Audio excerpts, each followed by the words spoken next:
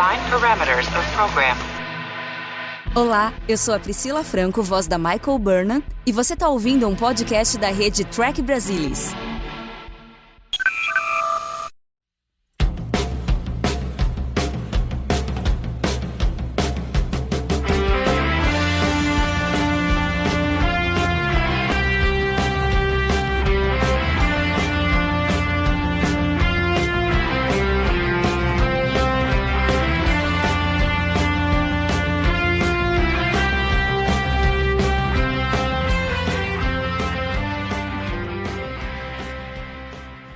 Olá, sejam bem-vindos ao Balde do Odo, o podcast da rede do Trek Brasilis para falar sobre Deep Space Nine, a melhor série de Jornada nas Estrelas. E hoje vamos falar sobre o 13º episódio da 5ª temporada, For the Uniform. E finalmente chegamos ao meio da 5ª temporada. Tem ainda mais 3 episódios para falar depois desse. Eu ia falar que estamos chegando ao fim, mas tem 2 temporadas ainda que quando a gente piscar o olho já acabou, né? Aí a gente vai ficar com saudade, querer voltar para trás e começar a falar tudo de novo. Muito bem. E para falar sobre esse episódio, hoje estão aqui comigo Luiz Castanheira. Olá, Castanha. Boa noite, Mariana. Boa noite a todos. É sempre um prazer. Alexandre Bortolucci. Olá, Ale. Olá a todos, é um prazer estar aqui com vocês novamente. E o nosso convidado especial, Leandro Magalhães. Seja bem-vindo novamente aqui ao Balde do Odo, Leandro. E aí, pessoal, tudo bem? Prazer estar de volta aqui no Balde do Odo. E quando você estava falando, meados da 5ª temporada, eu falei assim, nossa, parece que foi ontem que começou o podcast. Mano. 5ª temporada já, mano. É muito louco mesmo. Bom, a gente vai falar do For the Uniform, que ele é um daqueles episódios que faz parte de uma trilogia. Então ele começou lá com o For the Cause, o 21º episódio da 4ª temporada, quando o Eddington se revelou ser um Maquis, traiu o Sisko e todo mundo e se juntou aos Maquis, desertou da Frota Estelar. E depois a gente ainda vai ter mais um episódio ao final dessa temporada, né, o 23º episódio, Blaze of Glory, que vai ter envolvimento do Eddington e tal, até o final dessa temporada. O episódio foi escrito pelo Peter Alan Fields, muito embora ele deve ter tido ali alguma reescrita do roteiro não creditada, né, pelo pessoal da sala de roteiristas, e o interessante é que ele já estava aposentado aqui, né? Ele tinha sido roteirista contratado na 1ª e na 2ª temporada. Ele escreveu para mim aquele que é o melhor episódio de todas as jornadas, né? O Do It. E ele ainda irá escrever, ou pelo menos será acreditado, né, em The Pale Moonlight, mas muita coisa também ali se alterou do roteiro inicial dele, e depois na 7ª temporada ele vai escrever também o The Dogs of War. E ele foi dirigido pelo Victor Lobel, esse é o primeiro episódio dele de 4 episódios, e o interessante é que ele também vai dirigir o In the Pale Moonlight, então a dobradinha aqui, Peter Alan Fields e Victor Lobel. Muito bem, então vamos falar sobre For the Uniform. Vamos pegar aqui o nosso convidado, Leandro, diga aí assim, em linhas gerais, o que você acha desse episódio? A gente sabe que você é um grande fã do Michael Eddington, né? Você se dedicou bastante no livro do TB dos 20 anos, você escreveu sobre ele, então você assim, tem bastante conhecimento sobre esses episódios. Então, Mário, de fato eu gosto bem do arco, do Marco Maquis em geral, né? E esses 3 episódios do Ed estão bem no núcleo dele, trabalham muito bem o arco. É meio que até esse episódio em particular e o próximo, Blaze of Glory, é meio que assim, concluem o arco, né? Porque eles dão uma conclusão, né? Aqui nós temos a conclusão do Sisko conseguir pegar o Eddington, e Blaze of Glory, de fato, é meio que arruma a casa. Acho que esses 2 episódios foram escritos para arrumar a casa em relação ao arco Maquis, para não ficar pendurado em relação ao que iria vir a mais, né, na série, que eles certamente já tinham mapeado. Dos 3 episódios do Eddington é o que eu mais gosto. Eu acho que é o que melhor equilibra elementos do arco como um todo, Maquis, com a interação Sisko com Eddington. Eu acho que o primeiro desses foi o anterior, foi o For the Cause, Eu acho que ali nós não sabíamos sobre o Edgerton, iremos saber no final do episódio, então não tem essa interação direta, entendeu? O Blaze of Glory funciona meio como como uma daqueles filmes de policial que tem um policial junto com um criminoso precisam conseguir um objetivo comum, né? É meio que 48 horas de Star Trek, tem essa pegada, né? Então, o For the Uniform eu acho que é o que ele equilibra melhor. Elementos sobre o que é que os Maquis queriam, com elementos deles dois, um lutando contra o outro. Né? Eu acho bem redondinho o episódio. É o melhor, e algo que tem o melhor final. A gente vai falar um pouco mais desse final ainda, né? Eu tenho opiniões bem próprias sobre o final do episódio, que eu acho que não é tão discutido no fandom como deveria, entendeu? Eu acho que fica muito discutido assim, porque o Tuvix. Esse episódio eu acho muito mais polêmico o final do que o Tuvix. Mas a gente vai falar disso mais aí. Castanha, e você, em Minas Gerais, o que você acha desse episódio? Eu acho que o episódio foca mais na ação e na aventura. Não sei se tem tanto drama aqui para eu gostar, me empolgar, assim. Mas eu acho que a parte de ação e de aventura é extremamente bem concebida, extremamente bem executada. Eu acho interessante ele recuperar parte da vivência do Edgerton a bordo de DS9, né, via os vírus, via esse lembrete do Odo sobre a questão da inteligência da frota não confiar nele, ter mandado o Edgerton por causa disso, eu acho legal, dele saber vários segredos estratégicos da Federação do Setor, conhecer o Sisko proximamente, eu acho que isso é resgatado de maneira bem elegante, de maneira bem econômica, e até a questão do, digamos, o ponto crucial dos Maquis é recuperado aqui sem muita exposição, aquela cena básica ali no teaser com aqueles desabrigados ali naquela pequena instalação ali,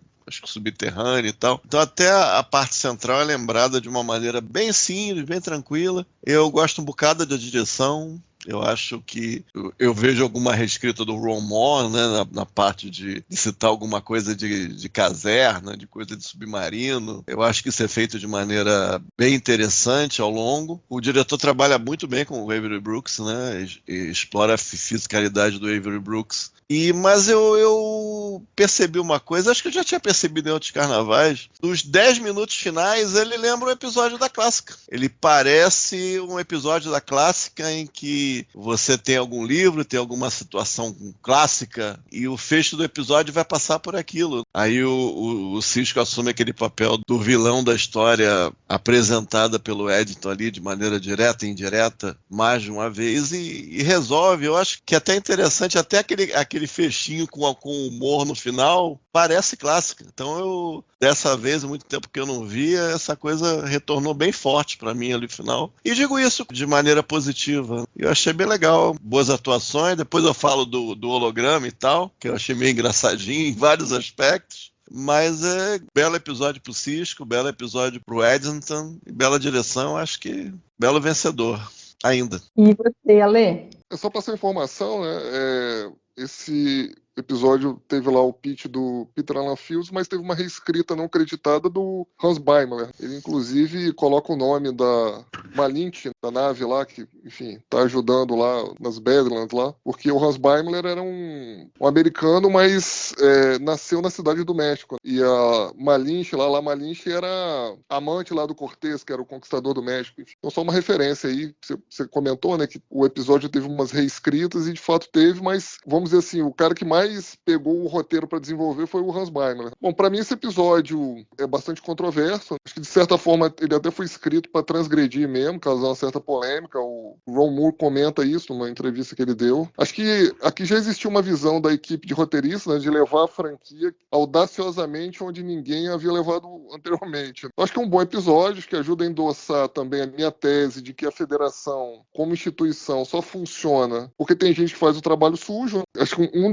das causas de controvérsia desse episódio é exatamente isso, que, assim, para mim, pro Picard desfilar lá pelo quadrante da galáxia, com a nave capitânia, destilar lá toda a classe dele, a diplomacia, né, aquele espírito de tolerância, pacifismo, humanismo, ética, moralidade, etc. Alguém precisava resolver os problemas mais difíceis. Literalmente ali sujar as mãos nas entranhas mais podres dos confins da fronteira final. Então, enquanto o Picard faz o social, né, para a federação, faz o coraçãozinho, né, com as mãos. O Sisko é um dos caras que mostra o dedo do meio, de acordo com a necessidade das circunstâncias aí. E que a realidade aí nas periferias aí da galáxia lá do século 24, a gente pode considerar que pode ser quase tão feio quanto a realidade das periferias do mundo do século 20 e 21. E eu acho que para desespero aí dos puristas aí, roddenberryanos aí, né, Deep Space Nine aqui mostra que, mais uma vez, que é uma série de Star Trek diferente e que não é para todos, né? O que para mim é muito bom. E aí a gente vai poder comentar aí mais detalhadamente aí algumas coisas do episódio que eu também considero um vencedor. Eu acho que Deep Space Nine não cai naquela coisa de ser ingênuo, né? De que o paraíso não se mantém sozinho. Eu acho que houve um salto muito grande da série clássica para a nova geração. O que o Castanha falou, acho que tem muito sentido. E o Ron Moore fala que ele consegue enxergar o Kirk tomando a mesma decisão que o Sisko, se ele estivesse no mesmo lugar do Sisko, e o Picard não. E eu sempre, né, a gente sempre vê episódios e tudo, e eu acho que Deep Space Nine se assemelha muito, muitas vezes, com a série clássica. Mas, assim, no século 24, o Gene Roddenberry quis dar essa roupagem de que é tudo lindo, maravilhoso, né? Que a humanidade é maravilhosa e tal. Mas, assim, a humanidade é maravilhosa, mas quando ela se depara com uma parte do universo que ainda não é maravilhoso, você tem conflitos e para você manter tudo bonitinho, realmente, alguém tem que botar a mão e fazer alguma coisa a respeito, né? Eu acho que esse episódio tem uma coisa muito interessante que a gente vinha conversando lá quando o Leandro participou do The Maquis parte 1 e 2, a gente falou alguma coisa assim, meio que assim, quem concorda com o lado da federação, quem concorda com o lado dos Maquis, e eu acho que aqui é legal que esse episódio, ele não toma um lado, ele coloca informações, ele coloca a posição dos dois lados, e eu acho que isso a gente vê muito bem, assim, na primeira cena do Eddington com o Sisko, cada um colocando o seu lado, e ele não se propõe a dizer, não, esse tá certo ou esse tá errado. E a gente chega ao final do episódio e isso não é respondido. A resposta quem tem que dar somos nós que estamos assistindo. E aí cada um vai ter uma posição, vai ter um pensamento em função das suas experiências, do que você espera do seriado, as suas experiências da sua vida e tudo mais. E eu acho que isso é muito legal. E não só isso, né? Toda a questão da ação do Sisko, de como ele resolve a questão para poder prender o Eddington também. E aí quando você lê assim na internet, as pessoas comentando sobre o episódio, é engraçado que um monte de gente reclama, não, porque isso não é Jornada nas Estrelas, porque o Gene Roddenberry estaria se remoendo no túmulo e não sei o quê. Esses daí eu até eu passo assim, porque não, sabe, não casa comigo esse tipo de discussão. A gente pode até discutir o que consequências essa decisão do Sisko, essa ação do Sisko tem para o personagem, do que a gente espera dele e tudo mais, mas eu acho que casa muito bem com o que Deep Space Nine sempre se propôs a ser, e eu acho que casa bem com a visão que o Ira tem da federação, do universo de Jornada nas Estrelas, e eu me alinho muito, assim, com o que ele pensa e as coisas que ele fez ao longo da série, né? Embora seja extremamente polêmico o final ali, eu acho que é muito interessante, acho que não traz demérito nenhum ao episódio, aliás, acho que só faz com que o episódio cresça. O Ira tem muita coragem de colocar isso daí, eu acho isso muito interessante do episódio. Bom, a gente sabe que se passaram 8 meses desde For the Cause, então, e é interessante que no começo o Sisko fala, né? Eles falam ali que faz 8 meses que o Sisko está atrás do Eddington, embora em nenhum episódio tenha sido falado isso, acho interessante eles colocarem isso daí, que ele não esqueceu e que ele estava de olho no cara, tal. A gente fica sabendo também que entre The Search, que é a primeira aparição do Eddington, até o For the Cause foram 18 meses, e aí a gente tem o Sisko atrás do Eddington. E aí, quando ele encontra, tem toda aquela conversa sobre não, a federação é que é culpada porque eles entregaram tudo para os cardassianos e a gente está lutando porque o pessoal aqui não quer ir para qualquer lugar, eles querem voltar para casa. E o Sisko chama a atenção do Eddington que o lado dele é que não. Sim, esse pessoal, na realidade, né, os colonos são vítimas, mas tanto da federação quanto dos próprios maquis, que colocaram na cabeça ali dos colonos de que eles poderiam voltar para casa, né? Deixaram os caras sonharem, quando na realidade isso está muito longe de acontecer. Aí eu não sei se uma coisa que eu não sei se eu acho ruim, não sei o que é assim que me causa um pouco de estranheza, mas Leandro, você não acha que assim, porque eles falam assim, o planeta com assentamento dos maquis e não sei o que, e não dos colonos. Porque antes era muito focado nos colonos, e agora, de repente, nesse episódio, é tudo, assim, os maquis. Não sei se eu estou me fazendo entender. Eu acho o seguinte, tem que estabelecer, para entrar nesse rolo dos maquis, eu acho que tem que se entrar um pouco muito no lore da história como um todo, no lore de Deep Space Nine como um todo. Tem que ir atrás, até assim, por exemplo, nós sabemos que o chefe O'Brien lutou em 20 anos antes, mais ou menos, dos eventos desse episódio, ele lutou em alguma guerra federada cardassiana, que ele é estabelecido como veterano dessa guerra. Isso é um elemento para você levar em consideração quando você se debruça sobre esse arco, entendeu? O que é que foram as razões que fizeram que a Federação e Cardassian tivesse esse acordo? Vamos trocar aqui, vamos redesenhar a fronteira, vamos trocar aqui, uns sistemas passam para Cardassian, outros sistemas passam para a Federação e fica disso aí. Tem que você entender como é que a Federação entrou nessa região em primeiro lugar, 10, 15 anos antes. Pode ter sido por expansão resultante daquela tal guerra cardassiana de 20 anos antes. E aí, passa-se os anos, em discussão entre a Federação e Cardassian, a Federação fala assim, talvez a gente não devesse ter ocupado essa região mesmo, vamos devolver aqui para Cardassian. E, portanto, Cardassian tem razão em pedir essa região de volta. Só que até aí, a Federação já colocou colonos lá. Aí Cardassian chega e fala, ema, filho. Entendeu? Você vai me devolver a região, então me devolve a região.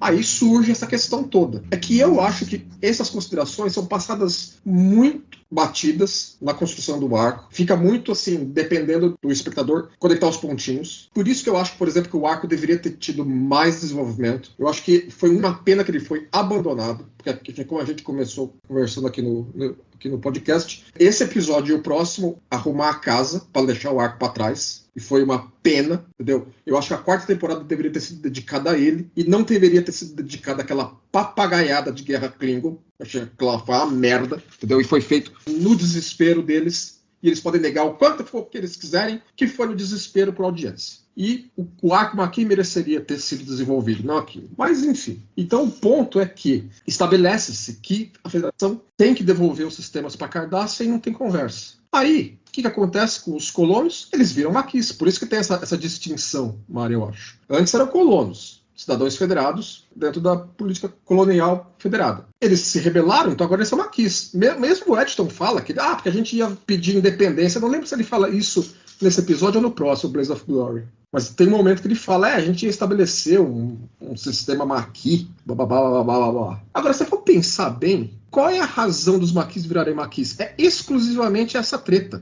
Não existe nenhuma treta de background que embasa essa coisa. Eles não têm problema étnico com a Federação. Eles não são um grupo étnico sendo oprimido. Eles não têm problema ideológico, porque a ideologia deles era diferente da Federada. Eles não têm problema religioso. Eles não têm problema nenhum que não a Federação devolver aqueles sistemas para Cardassian. É apenas tão somente isso. E se é apenas tão somente isso, então eles tinham que acatar a potência colonial deles e ir para outro lugar. Mas ali já é as casas deles. Novamente, ema, filho. Mas não dá para ser assim, então a Federação tem que ficar com os sistemas. Ok, então vocês compram a briga? Tem uma nova guerra federada cardassiana para manter isso? Não dá. Então vira cidadão cardassiano.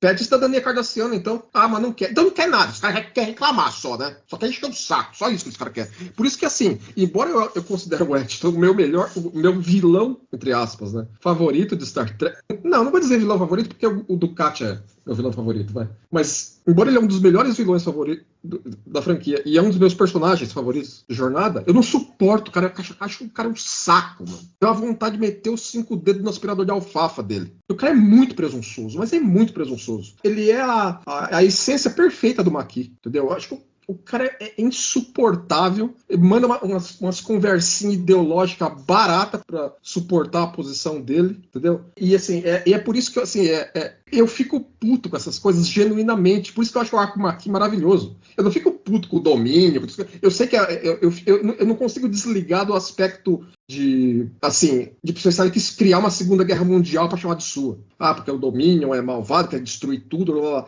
Eu consigo observar isso de um negócio mais desconectado. Os Maquis não, eu fico pessoalmente revoltado com a situação como um todo. Mas é benéfico pra série isso. Sempre achei benéfico pra série isso, entendeu? Eu acho maravilhoso isso. É um dos melhores arcos. É um arco onde não tem conversa. Você pode se debruçar por 10 horas em cima do problema. Não tem como sair uma solução boa. Alguém tem que se ferrar. Não, é interessante essa sua visão de dizer que todo mundo que ficou ali nesses planetas que acabaram ficando do lado cardassiano são todos se denominando Maquis, porque a impressão que eu tenho nesse episódio é que, na realidade, você tem 2 entidades aqui. Uma são os colonos e outros são os Maquis, que são verdadeiramente quem está lutando contra, sabe? Eu consideraria assim, por exemplo, em algum momento do arco não é citado que nem todos os colonos naquela região podem ter se juntado aos Maquis. Pode ser que alguns falaram assim, não, tudo bem, vamos sair daqui e vamos para outro planeta que não está numa zona quente. Os caras pegaram, desmantelaram a colônia deles,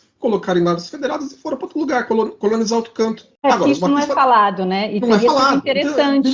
Deveria. E depois que eu falo, teria que ter tido mais episódio Makee, meu. É revoltante que não teve, né? Posso dar uma contribuição em relação a isso, Mari? Claro, deve. Então, é porque lá na nova geração, a gente tem, vamos dizer assim, alguns elementos, né, que são colocados em relação a essa questão da guerra de Cardassia com a Federação e os motivos de alguns quererem ficar lá, enfim, né, do outro lado da fronteira, vamos dizer assim. E isso eu acho que também ajuda a, de alguma forma, vamos dizer assim, endossar algumas das decisões que o Sisko teve nesse episódio aqui. Por exemplo, lá em Alferes Road da 5ª temporada, a gente já tem ali uma discussão da guerra cardassiana com a Federação, enfim, aí tem um almirante lá que fala que o Picard não pode deixar escalar a violência na região, enfim, né, que ele precisa resolver a situação do jeito que for.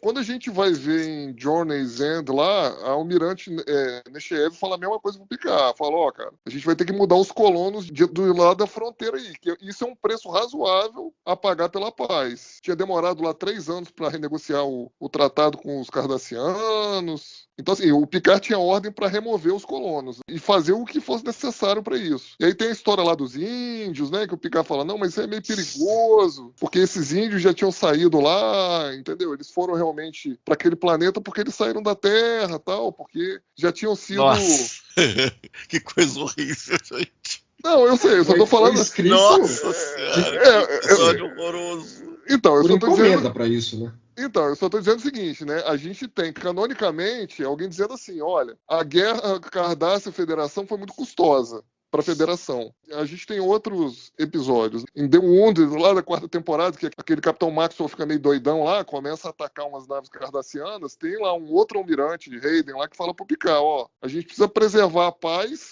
de qualquer jeito, custe o que custar. Isso mesmo se tiver que pegar o Maxwell lá e dar uns tiros na nave do cara lá. Mas, assim, essas hostilidades têm que acabar. Então, assim, o que eu acho, tá? Com essa questão da Federação já ter negociado o tratado lá com os cardassianos, eles meio que deixaram claro, e isso tá lá canônico, lá, principalmente lá no Journey's End, lá, que quem ficar do outro lado da fronteira não pode mais se considerar, entre aspas, um colono da Federação e tá por conta própria, vamos dizer assim. Existe lá um acordo de cavalheiros, que os cardassianos não vão fazer nada com os caras, oficialmente, mas oficiosamente depois a gente vai ver que não é bem assim. Então eu acho... toda começa exatamente por isso, né? Porque eles que resolveram ficar e aí os cardassianos queriam expulsá-los e aí por baixo do pano começam a se armar e aí os colonos veem que eles também têm que se armar se eles quiserem ficar ali. Aí surgem os Maquis, né? Exatamente. Então aí é o ponto. Aí eu acho que todo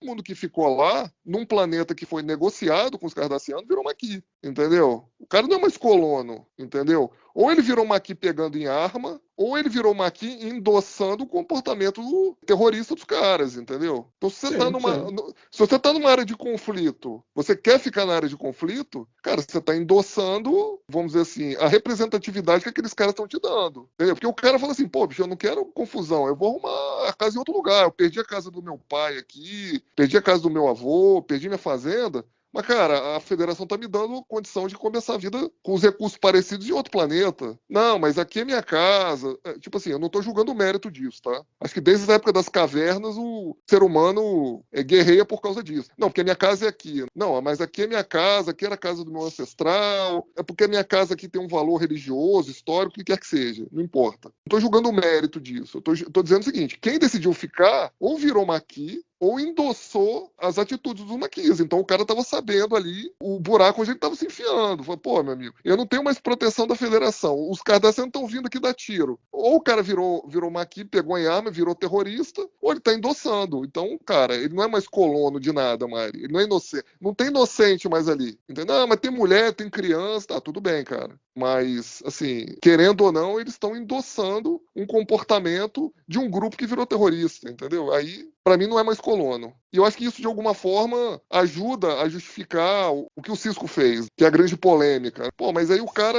tacou lá uns torpedos lá na atmosfera de um planeta para expulsar os caras. Os caras são bonzinhos, coitados, são inocentes. Não sei se eles são inocentes. Não acho que eles sejam inocentes, cara. Entendeu? Então, só para colocar algumas informações aí do que a gente vê já de canônico na série, né? E, de novo, tem vários almirantes, tem 3 almirantes diferentes na nova geração que falam pro Capitão Picard e falam assim, cara, ó, a gente não pode continuar essa violência lá na fronteira. Isso vai custar pra gente o nosso acordo de paz, isso não pode acontecer de jeito nenhum. Então, Picard, você tem que dar um jeito aí. Entendeu? Aí o Picard, né, vaselina, questão lá dos índios, tal, deu aquela vaselinada, foi empurrando o problema com a barriga, e aí eu acho que deu no que deu aí. Aí alguém teve que resolver, né? Aí o Sisko teve que sujar as mãos para resolver o problema. Eu queria falar 2 coisas. Uma coisa é uma coisa que eu falei lá no Maqui. Essa história dos Maqui, a pessoa pode fazer uma crítica por fora a toda a história dos Maqui. Ele vai falar, o fã, ou seja lá quem for, que está vendo os episódios, pode chegar, ó, esse negócio aqui, o universo de Star Trek parece que não tem escassez, parece que tem uma infinidade de recursos, parece que está tudo resolvido e tal. Essa história aí não faz sentido, que a Federação tem tudo a oferecer, ela resolve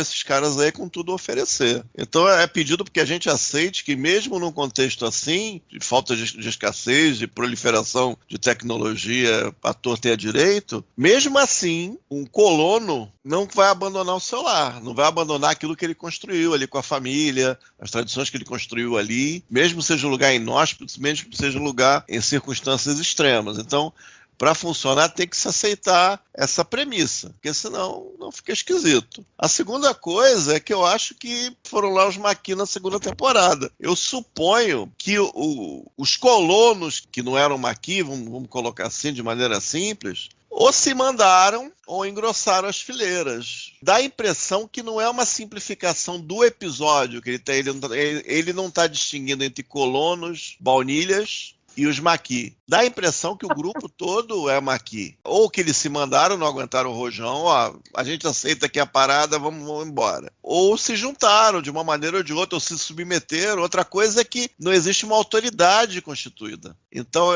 eles falam, a federação fala com os Maqui, porque não existe uma segunda autoridade ali na região, que fala pelos colonos federados. Então, de uma forma ou de outra, as colônias são Maqui. É o que dá para concluir do que é visto em tela. É claro que tem simplificação, é claro que não tem uma certa profundidade que poderia ter, talvez com mais episódios, talvez uma coisa mais dedicada à vida deles ali, menos na coisa da ação, da aventura, uma coisa mais ali pé no chão, na região e tal, mais chão de colônia mesmo. Isso aí a gente não vê muito. Talvez até com alguma justiça a gente vê um pouco no Preemptive Strike, um pouquinho no The Maqui, mas à medida que a coisa vai andando, você acaba vendo cada vez menos. Também é uma coisa que deve ser mencionada. Então, acho que assim, ou se mandaram, ou quem ficou, ou se submeteu, ou engrossou as fileiras. Então, parece que o que ficou nessa altura do campeonato são colônias Maqui, são assentamentos Maqui.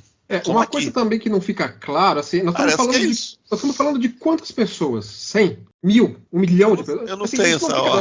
Claro. O Eddington fala em centenas de milhares, eu acho, né? Que ele fala é um número que, assim, ao mesmo tempo que não é pouco, para um negócio que é uma civilização interplanetária, em tese porque centenas de milhares de refugiados, isso, Estado-nação da Terra de hoje consegue gerenciar. Não é fácil, mas consegue, entendeu? Dá para fazer vamos tirar daqui e levar para lá, se fosse meter as caras mesmo. Então, para ele seria tranquilo. Então, assim, no episódio, assim, você olha aquele grupo que tava, o Eddington em particular, eu não consideraria nem colonos, nem maquis. Eram refugiados. É a classificação de refugiado que a ONU dá para refugiado atual. Os caras estão correndo, entendeu? Porque não fica claro também assim, tem colônias maquis, mas assim, os maquis militares estão conseguindo defender os maquis civis nas posições em que eles estão no momento? Sim ou não? Porque não fica claro isso também. O Cisco manda lá uns torpedos de arma química em planeta que supostamente tem colônia maqui. Mas parece que, assim, os caras conseguem fugir em meia hora. Então não pode ser tanta gente, entendeu? Então, assim, são vários planetas, né? Então fica meio diluído ali, um pouco assim, em cada planeta. Porque se fosse centenas de milhares de pessoas, você não consegue tirar centenas de milhares, mesmo no século 24. Você não consegue tirar centenas de milhares de uma vez só no tempo que o bagulho lá foi suficiente para envenenar o planeta. Assim, sabemos que isso é limitações de narrativa televisiva, entendeu? Não ia também dar para colocar 4 episódios para ilustrar o que o Cisco fez. Claro que não, entendeu? Mas são elementos que num arco que tem todo esse monte de elemento a ser considerado, precisaria de mais tempo de tela para se debater, entendeu? Por isso que eu falo, teria que ter tido, entendeu? Você pode ter colônia que conseguiu combater os cardassianos e inclusive os expulsou. Então, para o Eddington falar que os caras é independência, um mínimo de estrutura eles têm que ter. Não pode ser uns dormes sujos total também. Tem outras colônias que os cardassianos possam ter tido mais força e expulsaram, e aí os caras parecem mais refugiados mesmo, como a gente vê. Outra coisa também que começo, ninguém fala nesse arco inteiro. E os colonos cardassianos que estavam em planetas que a Federação pegou? Esses ficaram de boa, né? Eles ficaram de boa, logo. Porque a Federação não ia fazer nada contra eles. Não ia fazer nada o que se supõe, né? Eles iam melhorar até de qualidade de vida, supostamente. Né? A Federação cumpriu a parte deles do acordo. Né? Então, é porque o Cal Hudson fala isso lá em Demaquia. Ele fala isso pro Cisco. Ele fala, cara, o Cisco fala, parece ser um acordo razoável. Falo, cara, não é um acordo razoável. Os colonos que estão do lado cardassiano estão tomando tinta todo dia. E os colonos cardassianos que estão do lado da Federação estão tranquilos porque sabem que a Federação é boazinha e tá protegendo eles. Ou eles poderiam pegar a mala e cu e voltar pra Cardácia, por exemplo. Também. Sim. A hora que eles quisessem. Aliás, os cardassianos não estavam segurando eles lá, entendeu? Mas, eles queriam que os caras fossem embora. Não estamos te prendendo aqui, filho. Vai embora, mas não tá gostando de nós. Não, eu quero ficar. Então tá bom, então aguenta. Conhecendo os cardassianos, eles iriam ficar para marcar a presença. Você quer ficar morando com nós? Então você vai morar sob as leis cardassianas. Fui preso.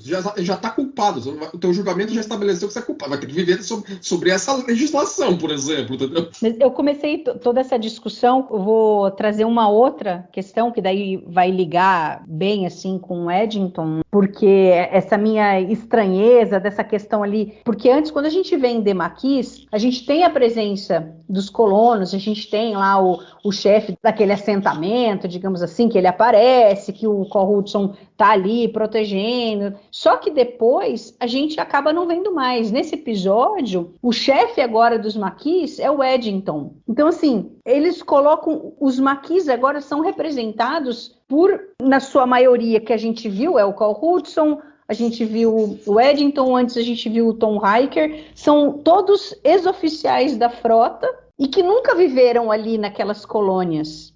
Então eles não eram originalmente colonos. Então, assim, os caras nunca viveram ali. E aí a gente acaba não vendo a motivação dos colonos. A gente acaba não vendo o lado deles. Se eles apoiam, se eles não apoiam, então, entendeu? Os ex-federados que saíram da frota estelar e abraçaram a casa Maquis sem serem maquis, tem menos ainda alguma coisa em jogo. Os caras foram lá de bonito, entendeu? Porque pegaram as dores dos caras. Tudo bem, isso é maravilhoso. Só que não tem base ideológica, religiosa, étnica nenhuma os caras tá puto com a federação, entendeu? Não tem substância. Não é como se, por exemplo, um oficial da frota sempre, quase a vida inteira dele, era ideologicamente contra a política colonial federada. E aí estourou a coisa. Não. Até então não tinha problema nenhum. Foi quando o rolo começar, no final da nova geração, que aí sim os caras subiram nas tamancas, entendeu? É fraca o embasamento ideológico por trás dessa turma, do Riker, do Thomas Riker, do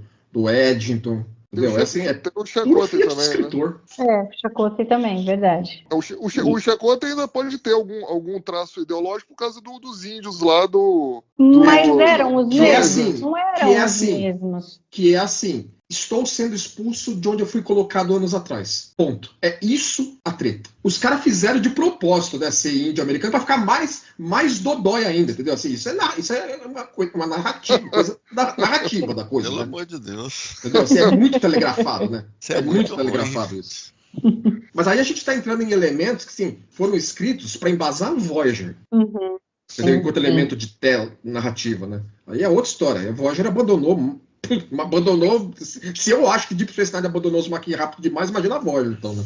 Aí fica assim, tipo, esses três que a gente vê como na posição como maquis, tudo parece crise de meia-idade, né? O Cole Hudson, ele perdeu a esposa, e aí ele ficou perdido com o que fazer, talvez desgostoso com o fato dessa decisão da federação de entregar aqueles planetas. O Tom Riker, ele queria se diferenciar do seu outro eu, e aí ele tem que fazer algo heróico, tal, né? E aí a gente tem aqui o Eddington, que a gente pode talvez dizer que ele começou a sentir que a carreira dele não ia para frente, não ia ter nada a mais que fosse mudar muito a vida dele, ele ia estar sempre vivendo aquela vidinha. E assim, eu não sei, vocês acham que ficou claro a motivação do Eddington? Ou eles só criaram uma história interessante? Eu acho que colocá-lo no papel do Valdin, eu acho que foi muito legal. E a sacada do Sisko foi muito legal. Que a hora que ele fala dos Miseráveis, que ele fala que era o livro favorito dele, você percebe que, da mesma forma que no livro a história não é do Javert, aqui a história também não é do Sisko. Não é. A história do Eddington. Enquanto elemento interno do episódio, para ir sendo citado ao longo dele, o Sisko falando assim, que ele lê Os Miseráveis, que ele acha que ele é o rei da cocada preta, eu acho bem legal. Como embasamento ideológico mais profundo do Eddington, eu acho fraco, entendeu? Assim, no final das contas, como eu fico queimando as pestanas sobre esse arco há muito, né, escrever aquele artigo do TB e tal, eu tenho muito fandom próprio, entendeu? Que preencher os espaços em branco desse troço, entendeu? Então eu considero meu fandom que o Eddington lá, entendeu? Conhece o fulano, o ciclano e o beltrano que se ferrou lá, não sei, entendeu? Porque senão é muito assim, o Eddington acordou um dia em modo revolte, deixa eu ir lá ajudar os caras, só. Entendeu? E eu acho que fica meio fraco, entendeu? Eu acho que o próprio episódio dá uma explicação para isso, assim, se vocês me permitem. Que a Dax, né, ela deixa, né? A Vida Secreta de Michael Eddington. Isso aí é uma referência a um filme, né? A Vida Secreta de Walter Mitty. Eles pegaram como referência lá o filme de 1947. Esse Walter Mitty no filme tem uma versão, tá? Do filme em 2013, né? Com Ben Stiller. Que o cara, ele imagina uma vida fantasiosa em torno dele, que ele é o herói da vida dele. Ele tem uma vida mundana lá, bem sacal a vida dele, lenta, enfim, né? Não tem nada a vida do cara. E ele começa a se imaginar como um grande herói. Os personagens da vida dele são eventualmente vilões, alguma coisa do tipo, entendeu? Eu acho que a desculpa é exatamente essa, né? Assim, motivação de fato não tem, ideológica não tem. O cara deu uma pirada mesmo. A Mari colocou aí, né? O Cal Hudson tava em crise de meia-idade. O cara aqui devia estar assim, bicho, minha vida tá muito chata, eu nunca vou ser capitão, nunca vou ser almirante. Cara, eu preciso de uma causa pra minha vida aqui. Eu vou vou virar guerrilheiro aqui, cara. Vou virar guerrilheiro, eu vou arrumar uma esposa guerrilheira, vou viver a vida, uma vida aqui que eu gostaria de ter, mas nunca teria oportunidade de ter. Eu fico imaginando se isso dentro do universo de jornada não seria mais comum até, entendeu? Assim, a sociedade federada tão boa, tão pós-escassez, tudo, os caras têm que arrumar dor de cabeça pra si mesmo. Por isso que acho que tanta gente quer entrar na frota, né? Pra arrumar problema da semana, pra resolver, né? É porque não tem mais boleto pra pagar, né? Então, não tem boleto, né? Tá todo mundo com as contas pagas, então deixa eu arrumar encrenca entendeu? É aquela história da cabeça vazia, oficina do diabo que os caras falam. Exatamente.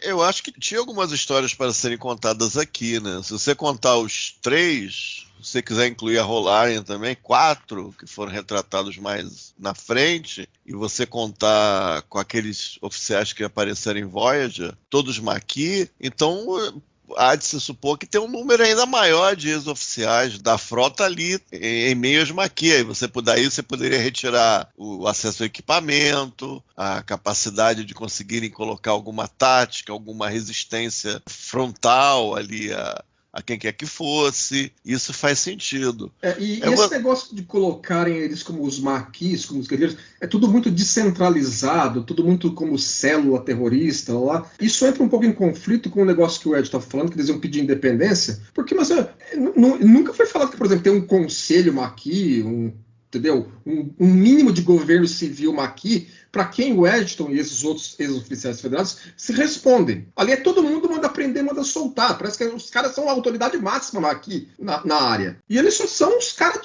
de campo de batalha. Entendeu? Como é que os caras vão pedir independência sem um governo, um mínimo? Para fazer os episódios funcionarem, eles fazem dessa maneira, né? Entendeu? Pode ser ideal ter alguma autoridade estabelecida e tal. A coisa da descentralização não fala com o estabelecimento de um governo. Então, tem esse grupo de oficiais, é um grupo grande de oficiais. Isso foi pouco explorado, até para algum episódio alguém pensar, caramba, o que está acontecendo com a frota que tem essa galera sendo atraída para a causa Maquis, quando isso não deveria acontecer, porque a gente já teve outros casos similares em que não houve isso, assim. Podia ter uma história nesse sentido, seria talvez interessante. Eu sinto falta de uma história mais ali do chão da colônia e tal, ter uma coisa do colono mesmo, de ver o que o Cardassiano está fazendo com eles. A gente tem que preencher muito as lacunas, na realidade, né? E às vezes isso é um pouco chato, e nessa coisa de um grupo descentralizado terrorista para o governo, é bem diferente, né? Porque você teria que apresentar a população civil, líderes, até líderes de facções, o Maquis X, o Maquis Y, até, tudo bem, líderes de facções, mais líderes. Alguém que está ali no chão, está vendo quem está recebendo remédio, quem está recebendo mantimentos, etc, etc. Então aqui a gente está meio que usou o Edson e usou os outros também, né, de certa forma, como um microcosmo e meio que para o episódio funcionar. Aí eles vão calibrando o negócio para o negócio mais ou menos funcionar, mas você percebe que falta algumas partes aí do todo que poderia ser. Eu tinha curiosidade de ver um pouco dessa guerra, ou mais detalhes dessa guerra, talvez em algum episódio de flashback, alguma coisa assim. Eu não tenho nada, gosto de episódios e flashback eu gosto também, então poderia ser legal, entendeu? Eles aproveitaram, mas não aproveitaram até um determinado ponto também. Eu acho que é interessante algumas discussões, mas certas discussões não foram levadas tão avante como poderiam ter sido levadas. Voltando essa coisa lá dos Miseráveis, eu acho que é uma sacada muito legal do episódio, porque assim, em algum momento o Eddington começa a se ver como um Valjean e precisa de um Javert para a vida dele fazer sentido. E aí ele cria, né, ele personifica isso no Sisko. E é muito legal que no início ele está tratando, não, o capitão para lá, capitão para cá, tal, quando ele fala com o Sisko na primeira e na segunda vez. E depois quando ele entrega o livro, ele manda, né, envia o livro para o Sisko e fala que ele parece o Javert, ele passa a chamar o Sisko de Javert o tempo inteiro. Ele não chama mais ele de capitão ou de Sisko. Ou seja, ele incorpora o personagem. Embora isso também é um pouco para tirar o cisco do sério, né? Mas sim. Não sei, eu acho que ele incorporou aquilo ali, entendeu? E aí eu acho que isso traz elementos que talvez muita gente não tenha conseguido enxergar e fala que o Cisco fez foi um absurdo e tal, mas sim, eu acho que o Cisco, até certo momento, ele tá lá porque ele tá muito pé da vida com o Eddington e ele queria de qualquer forma trazê-lo para ser julgado, porque ele já tinha tido essa experiência com o Cole Hudson, já tinha perdido o amigo e o Eddington não era nem amigo dele, né? Então, assim, potencializou tudo ali. Só que a partir do momento que ele entende as motivações do Eddington, a partir daquele momento, quando ele traça o plano de fazer a mesma coisa que o Eddington fez no planeta onde tinha os Cardassianos, de fazer com um planeta com uma colônia Maquis, eu, pelo menos assim, eu não vejo, eu acho que ele está extremamente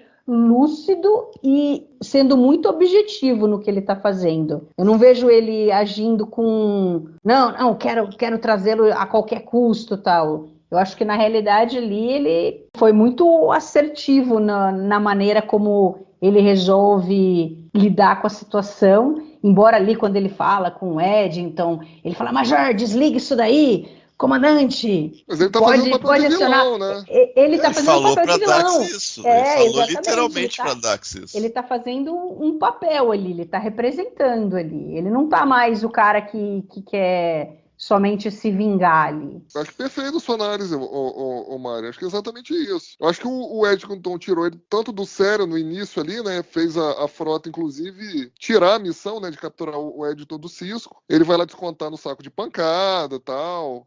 Isso que eu ia citar também, Alexandre.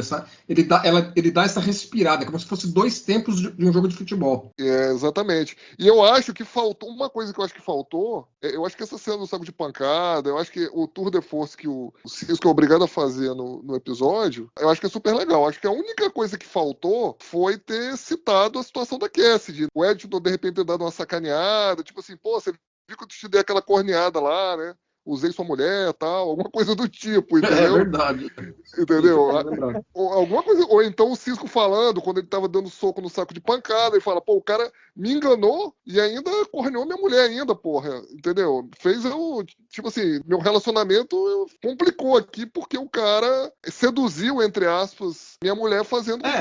Ele instrumentalizou totalmente a relação. Exato. Então, eu acho que faltou isso, cara, porque a Cassidy já virou parte importante da série nesse momento. E em momento nenhum ela é citada, entendeu? E foi uma coisa pesada que aconteceu. Se a gente for olhar de forma passional o que aconteceu, eu acho que isso impactou. E eu, assim, na boa, eu acho que pro tipo de reação do Cisco no início do episódio, o grau de revolta que ele tava, eu acho que isso deveria ter sido citado, entendeu? Porque que homem que não fica sensibilizado quando toma uma volta envolvendo uma mulher? Pô, impossível, cara. Impossível, entendeu? Então, acho que essa parte poderia ter sido trazido à baila aqui. Mas, independente disso, eu concordo com o que a Mari colocou. Eu acho que, assim, a partir do momento que ele entendeu que o Eddington estava vivendo ali na alucinação dele, que ele era o herói do Robin Hood, o que quer que seja, falou, cara, eu preciso tomar atitude aqui e me transformar de fato no vilão. E aí, a partir daí, todas as reações do Cis foram calculadas. Inclusive aquele ataque colérico dele lá, né? Mas, ó, desliga aí o holofiltro aí, o Worf, bota mais torpedo aí, não sei o quê. Mas tem uma passagem nesse diálogo que eu acho legal, que o Cisco acho que é sincero, que ele fala assim, você traiu seu uniforme. Sim, realmente. Essa parte é legal. E o Eddington responde na hora, e você tá traindo o seu agora, embora você não perceba. Eu acho muito legal essa cena, porque assim, isso dá um pouco de voz pros Roddenberryandos, por isso. Assim, pô, o Cisco ele acabou de trair o uniforme dele da frota. Não, meu amigo. Ele traiu o verniz da frota. Porque se a gente pegar historicamente, tem vários episódios que um monte de almirante faz um monte de coisa questionável. Tem o almirante lá do The Pegasus, que quer quebrar o Tratado de Algeron lá, fazendo o cloaking device lá para as naves da Federação. Tem o cara lá, que eu já comentei aqui, que é o cara que em Alferes Row lá, o Kennedy, o Almirante Kennedy, que, enfim, né, quer armar lá os Bajorianos, os Cardassianos, enfim, coloca lá as vidas lá dos Bajorianos lá pra... Não, fala pro cara, não, se você quer abrir mão das vidas dos Bajorianos, eu vou te apoiar, entendeu? Um negócio absurdo. Não, tanto é que virou até trope de jornada, né? O Bad Admiral. Então, e tem também se a gente for levar em consideração também assim, canonicamente falando, depois a gente vai ter outros almirantes com comportamentos questionáveis mesmo. Então eu acho que, assim, trair o uniforme é que os caras estão fazendo. O que o Sisko fez aqui, não. Entendeu? Acho que o Sisko pensou assim, olha, o planeta tá lá do lado cardassiano. O planeta não é mais da Federação, cara. O planeta é cardassiano. Esses caras não eram pra estar aí. Então, aí o cara vai usar arma biogênica nos planetas cardassianos. Cara, daqui a pouco o Cardassian vai querer entrar em guerra de novo. Lá, pô, vocês não estão fazendo nada, os colonos eram seus, entendeu? A gente tá numa crise aqui, pô, vocês deixando o pau quebrar. Vocês estão sendo coniventes com esses caras. Aí vocês falaram, então é pra resolver? Então, beleza, vou resolver. O que eu acho só é que falta uma das duas coisas que eu vou falar agora. Ou falta algum almirante antes falando com o Sisko assim, cara, resolve isso aí, do jeito que for para resolver. Como os almirantes fizeram lá com o Picard 3 vezes na nova geração. 3 vezes no The Wounded, no Alferes Row e no Journey's End, sempre teve um almirante falando com o Picard. Cara, você precisa resolver isso aí. Aqui a gente não teve. Não, tudo bem, não pode ter, tal. Senão o impacto emocional do episódio não ficaria bom. Então que tivesse depois que o Sisko jogou lá a arma biogênica no planeta cardassiano, pelo menos uma audição, né? Não precisa ser uma corte marcial, mas tipo assim, os almirantes falando, pô, cara, ó, realmente, pô, valeu aí, realmente, conseguiu resolver o problema dos Maquis, prendeu o Edton, mas, pô...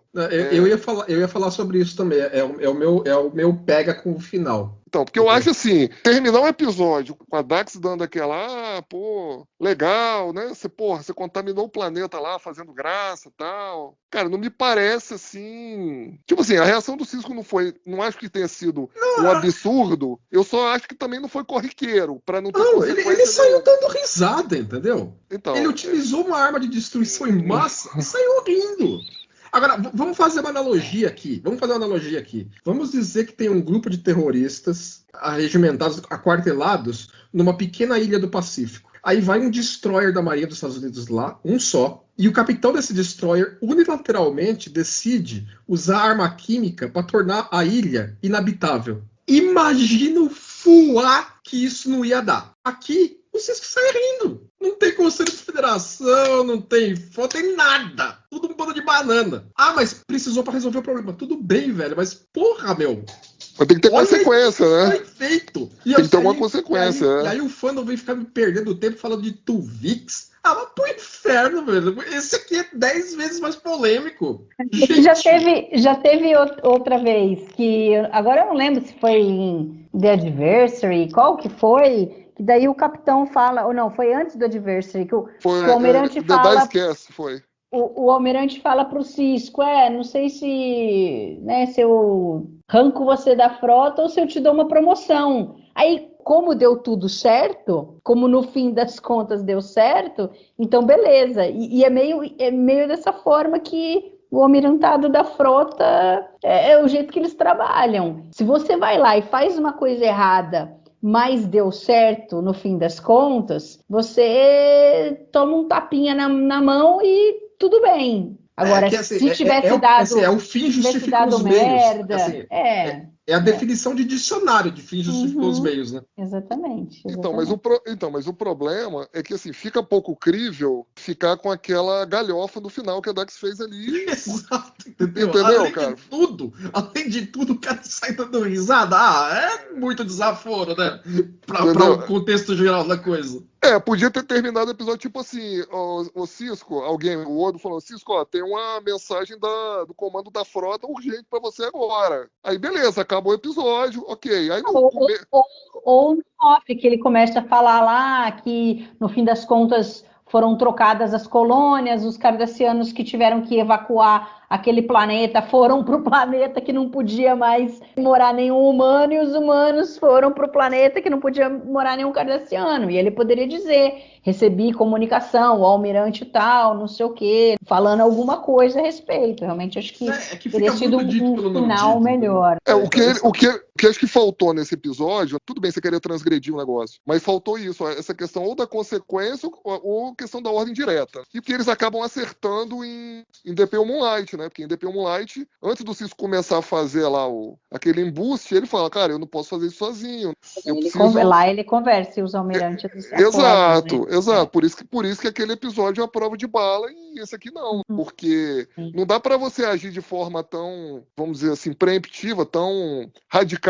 E eu não tenho problema com o radicalismo do Cisco, tá? O Kirk lá em A Private Little War, ele forneceu armas lá para uma facção lá, entendeu? Quebrando a primeira diretriz, a segunda, a quinta, a sétima, a décima, todas as diretrizes ele quebrou ali. Então, assim, eu não sou muito purista em relação a isso. Eu só acho que, assim, as coisas precisam ter consequência, né? O teu posicionamento, Alexandre, é exatamente o meu. Entendeu? Eu teria feito o mesmo que o Cisco, só que eu ia aguentar a bucha. Ou então eu ia pedir, falar assim, cara, eu posso resolver a parada aqui do jeito que eu quero? Aí, com certeza o almirante ia falar assim, pode, cara, eu te dou todo o apoio, pode tocar o terror aí, igual o Almirante Kennedy falou lá em Alferes Row pro Picard. E lá era assim, nós vamos literalmente dar as vidas dos bajorianos pros cardassianos matarem eles aqui. Não sei se vocês se lembram do episódio exatamente, mas era isso. Né?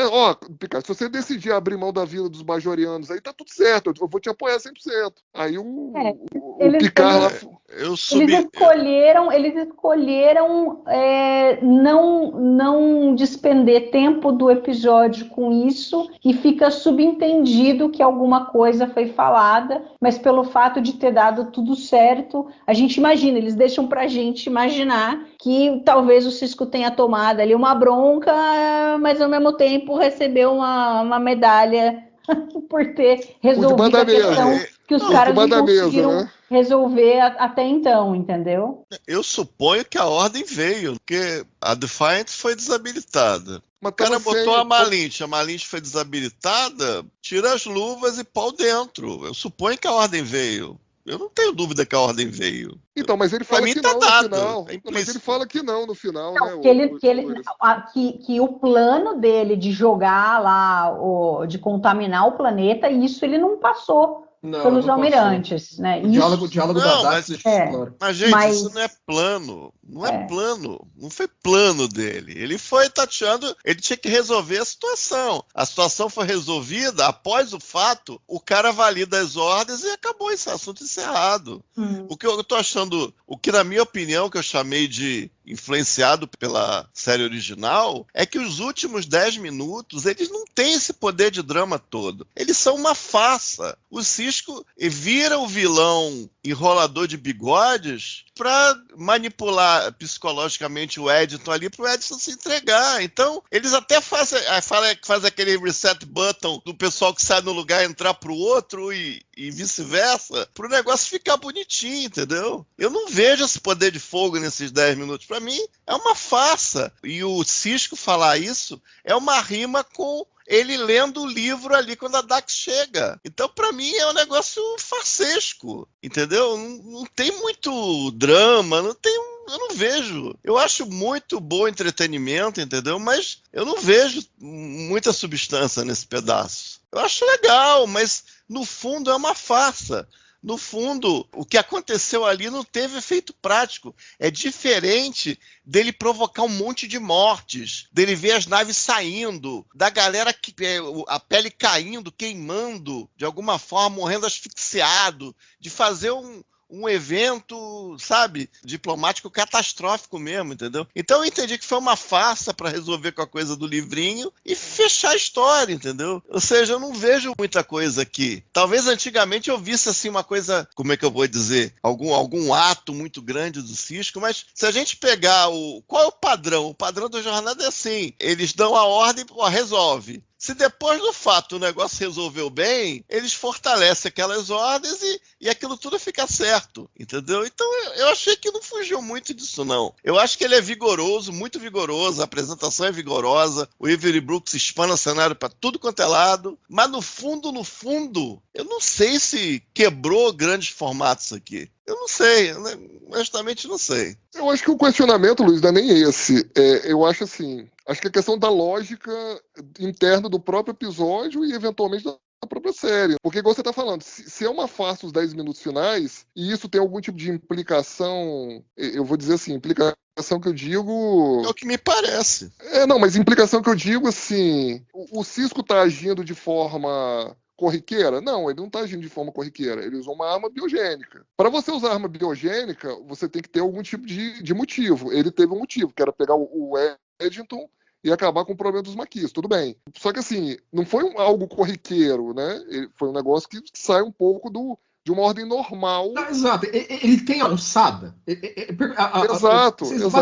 Ele tem alçada para usar arma de destruição em massa? Porque aquilo foi uma arma de destruição em massa. Exato. Então, assim, eu acho que assim... Mas é no truque, gente. Isso que eu tô falando, até isso é uma farsa. Não, é uma farsa, eles resetaram aí... o botão de...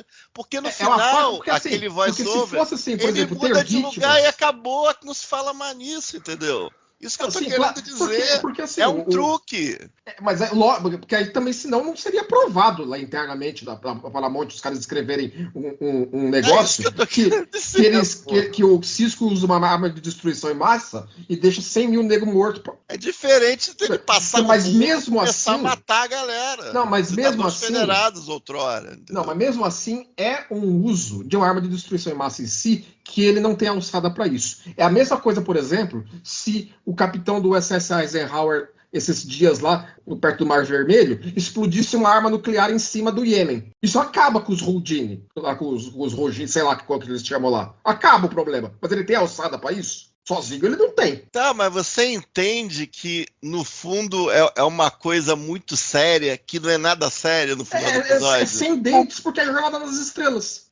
Assim, é isso que eu tô querendo dizer, porque pra mim é uma historinha, parece entendeu? Que é uma historinha fechadinha em torno do livro, em torno do que é ser um vilão, do que é ser um herói, entendeu? E aí ele faz aquela encenação, ele consegue fazer o Eddington não pagar o blefe. Ele achou que o Cisco ele podia pagar o blefe. Não sei se o Cisco ia fazer além daquilo. Se ele realmente ia detonar todas as colônias. Mas aí tem que ver. Ele não pagou para ver. Ele aceitou. E a gente não sabe se o Cisco iria continuar fazendo. Porque não era a intenção do Cisco sair detonando todos os planetas. Ele não queria, por exemplo, mas a proibição lógica seria o Eddington, tu não vai fazer isso não, desligar o comunicador. O Cisco, por exemplo, sabia que ia ter nave bastante para todos os humanos saírem do planeta? Não ficou ninguém para trás? Como é que ele sabe disso? A gente supõe que sim. A gente supõe que todo mundo se salvou.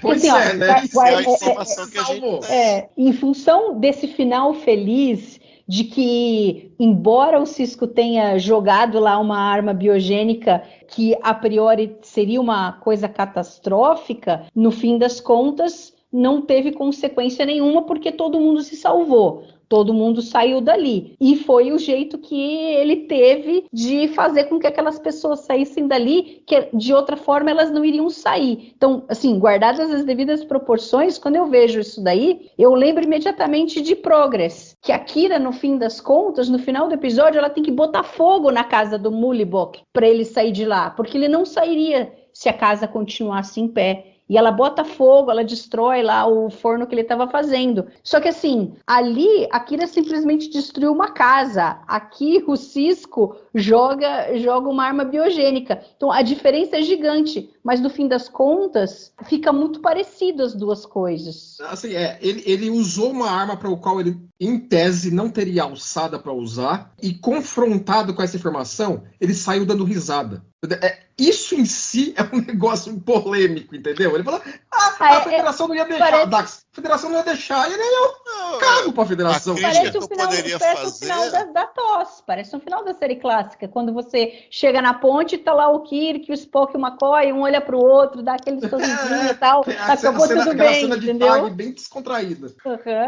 E o Kirk fez coisa do Arco da Velha. Qual é aquele episódio que ele para a guerra lá e fala pros caras brigarem na vida real?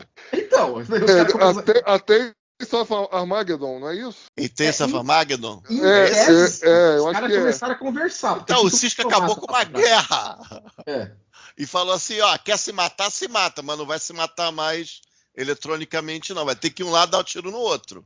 Em tese, você subentende que eles começaram a conversar porque ficam diplomata federado, lá. Mas pode ser que não, e aí? E se os caras começaram a se matar mesmo? Então, mas tem outros exemplos. O que eu tô querendo passar é isso, que eu vendo o episódio aqui, eu falei, mas isso aí tem um truquezão aí, né? Aí eu fiquei meio assim, tá certo, o Cisco fez um negócio, mas o negócio, a arma biológica que ele usou é tão bonitinha e tão preciosa que ela só faz mal pro outro e depois eles trocam, entendeu? Sim. Eu falei, isso tá muito fofo, entendeu?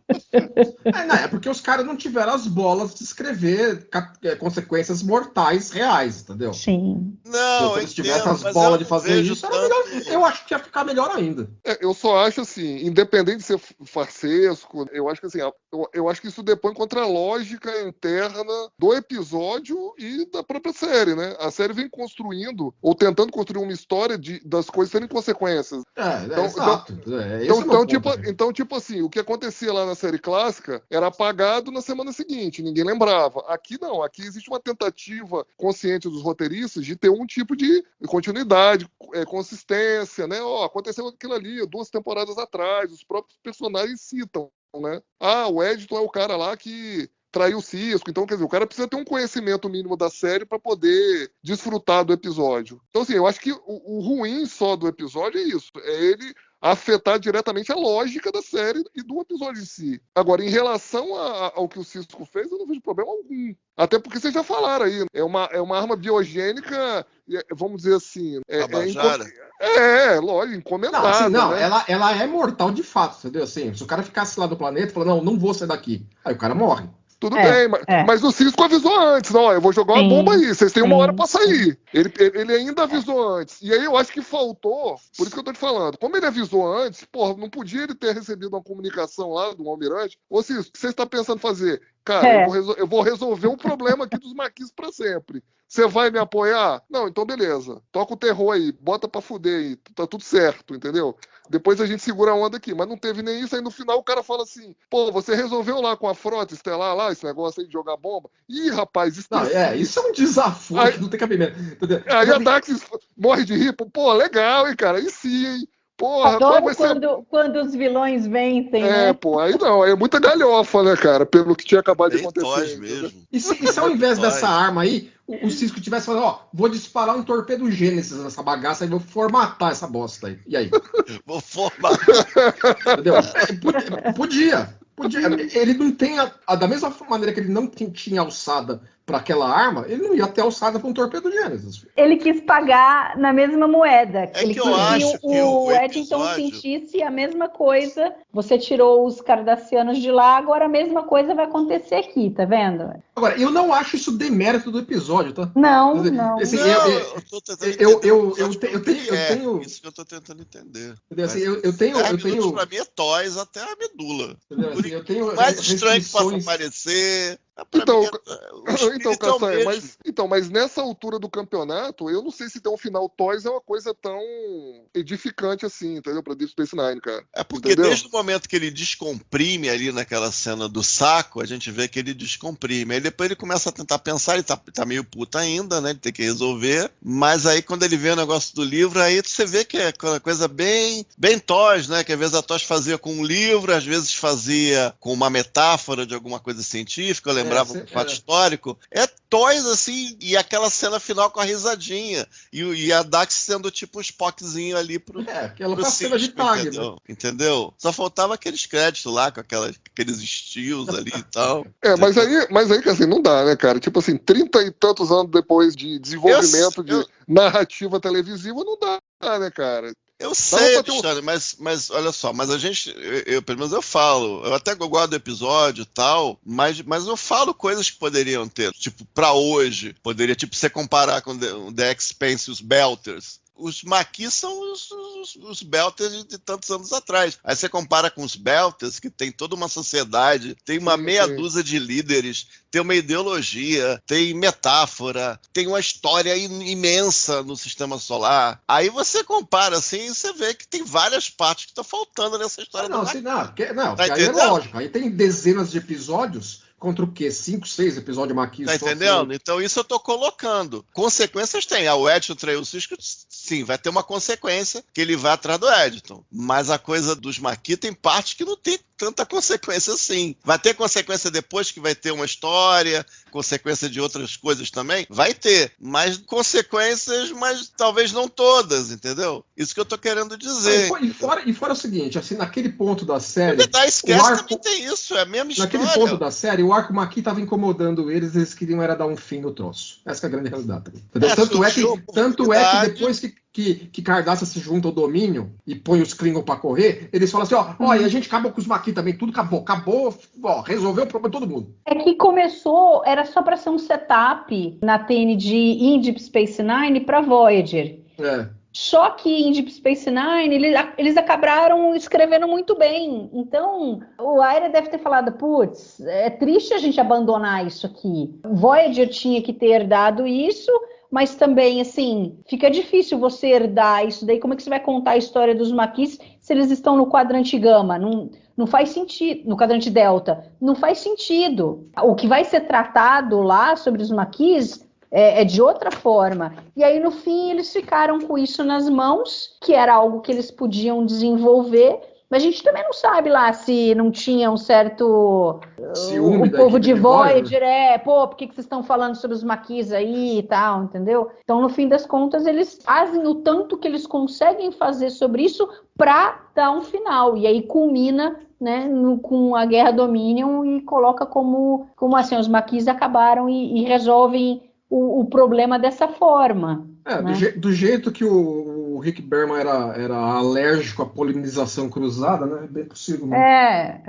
Então eles ficam naquela... E assim, Deep Space Nine é serializada, mas ainda assim, para os padrões daquela época, ainda não era o que a gente vê hoje. Então, assim, eles tentavam ao máximo ali fazer as coisas, tudo, mas não era sempre. A gente tem uma ideia de que é ultra serializado, mas se a gente for ver, tem muito episódio standalone, muito episódio que não tem, ou que tem elementos ali, que tem uma certa consequência, mas não é 100%. Mas a gente fica na cabeça que Deep Space Nine é super serializada, né? E aqui mostra bem isso. Ele coloca elementos, ele faz um fechamento, ele trouxe o Edson, né? Faz o fechamento da questão dele com o Cisco aqui, mas ao mesmo tempo, pelo outro. Nem tudo é 100%, né? Ali serializado. Não, a questão acho que não é nem serialização, assim. Eu acho que assim, eles fizeram um final ao gosto do freguês. Minha crítica é essa, entendeu? Tipo assim, qual é a diferença disso pro The Dicecast? Você acha que a transgressão é menor? Não, eu acho que a transgressão aqui é maior. Não, entendeu? Então, porque a transgressão do The Dicecast é menor. Ele eu acho pegou a Defiant e foi pra área de... Exato. Aqui eles usam arma biogênica. É como o Leandro falou, independente de qualquer outra coisa, se a gente acha certo ou não, cara, é uma arma biogênica. Tudo bem que é uma arma biogênica tabajara, mas é uma arma biogênica. Então, assim, não dá pra gente também colocar tudo dentro do mesmo saco, entendeu? Então, assim, o cara quer transgredir, vamos fazer o capitão da frota usar uma arma biogênica. Beleza, sem problema algum. Se realmente é necessário, como foi necessário, ele tinha que ter usado. Agora, vamos dar consequência para isso que ele fez? É o mínimo, né? Entendeu? Ou então, como eu já disse, ou validasse antes, como eles fizeram em The Pale Moonlight. Eu vou enganar todo mundo aqui. Eu vou criar um embuste aqui para trazer os Romulanos para guerra. Peraí, deixa eu ver com a frota estelar se eu posso fazer isso. Pronto. Botou uma fala, resolveu o problema. Poderia ter feito a mesma coisa aqui, ou eventualmente ter colocado alguma consequência pro Cisco. O almirante dando tapinha nas costas dele, falando, meu amigo, eu não sei se eu te rebaixo ou se eu te promovo almirante agora, porra. Você resolveu a situação dos Maquis. Tinha feito isso antes, né? Então, ia ficar uma coisa repetitiva. Não, então, mas aí que fosse uma audiência, os almirantes falando com ele, ou assim, pô, você pegou pesado, resolveu o nosso problema aí, valeu, toma medalha aqui debaixo da mesa, tá tudo certo. Mas, pô, arma biogênica não dá mais não, hein, filho, acabou aí, hein? Dá mais não.